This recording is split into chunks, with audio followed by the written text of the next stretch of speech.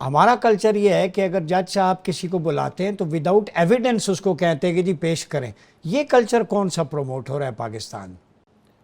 देखिए, बात जौन सी हो रही है, शेखावत साहब ने जो ह्यूमन राइट्स की बात की, बड़े उन्होंने उस लेवल पे कहा कि जी पटवारी के पास फ़र्द लेने जाएं तो वायलेशन हो जाती है, या सिग्नल पे आप खड़े हैं तो दूसरी गाड़ी आती है। लेकिन कुछ राइट्स या फंडामेंटल राइट्स ऐसे हैं जो कि आपके मुल्क का आइन गारंटी करता है। जी।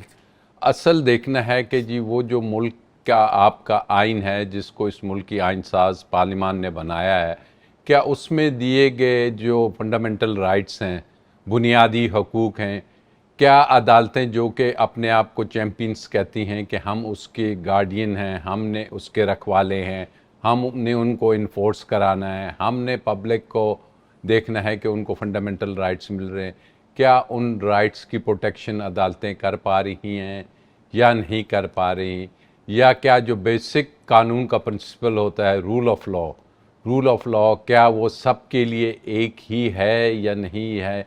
क्योंकि जो मदीना की रियासत है उसका जो बेसिक फ़लसफ़ा है वो यही है कि कानून सब के लिए बराबर होगा, जैसा कि आपने अपने सवाल में ही कहा कि चाहे वो हाकिम है कोई चाहे भी। वो अवाम है, तो सब के लिए बराबर होगा। बट अनफॉर्चुनेटली हमारे यहाँ हमने जो देखा कि जो अदालती निज़ाम, जो आपका सवाल था कि 137वें नंबर पे क्यों है, वो इसलिए है कि जो रूल ऑफ लॉ है उसको फॉलो नहीं किया जाता। रूल ऑफ लॉ सिर्फ ये नहीं कि एक जज की अदालत में कि जी सबके साथ एक सा इंसाफ होना है। रूल ऑफ लॉ आपके ज़िंदगी के जितने भी और मुल्क के और स्टेट के जितने भी चैप्टर्स हैं उसमें होना है। अगर इलेक्शन कमीशन के चेयरमैन ने लगना है या मेंबर्स ने लगना है तो रूल ऑफ लॉ क्या कहता है, उनकी कॉम्पिटेंस, उनकी इंटेग्रिटी, उनका अनबायस्ड होना, किसी पॉलिटिकल पार्टी से एफिलिएशन ना होना, this is rule of law.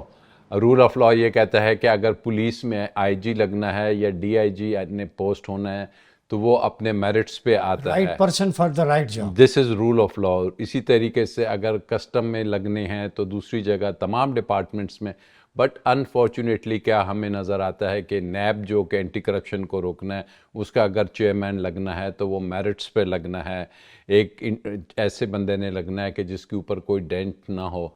लेकिन क्या होता है कि जो हुकूमत सिटिंग होती है वो जब पावर में होती है तो वो अपने क्रोनीस को, अपने ऐसे लोगों को जो कि उनको फैसिलिटेट कर सकते हैं, ये ग्राउंड रियलिटीज़ हैं। हम जितना मर्जी इनके ऊपर पर्दा डालें, नहीं, आवाम ये अब ये चीज़ें समझती है कि जी हम अपने क्रोनीस को, फैसिलिटेटर्स को ला के इन अदारों पे बिठा दे जाते हैं।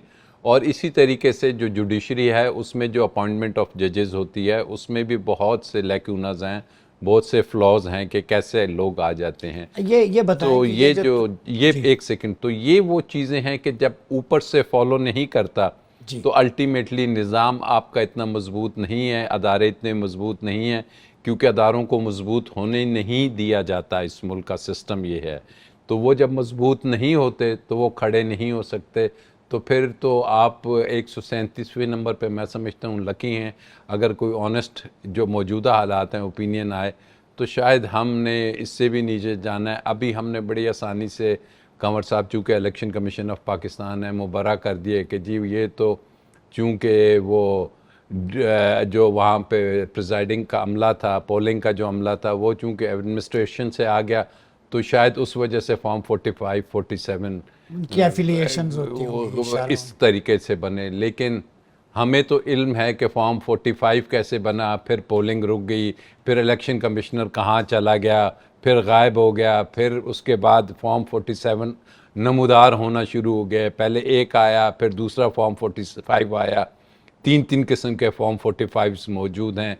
उससे पहले ये तो इलेक्शन डे की बात हो रही है, यही इलेक्शन कमीशन ऑफ पाकिस्तान जो अरबों रुपए का बजट है, प्री पोल रिगिंग क्या होती है।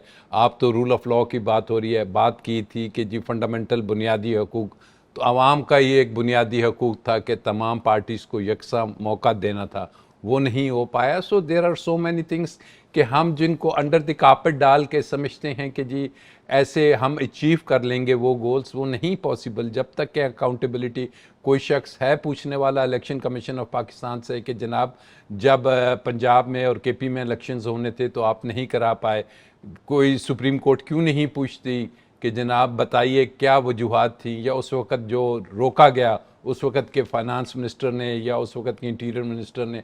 सो these are the hard facts के जिनको जब तक कोई इसका हल नहीं निकलेगा हम आके कह देंगे जी वो एसी जो बैठा था या रिटर्निंग अफसर जो बैठा था वो बेचारे ने को आके उन्होंने बंद कर लिया। भाई पहले बताएं किसने बंद किया।